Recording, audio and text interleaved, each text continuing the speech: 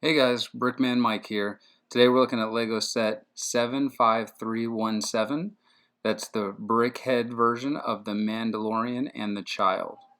The retail cost of this set is $19.99. The number of pieces is 295, and that's a price per piece of 6.7 cents per piece, or rounding it up to 7 cents per piece.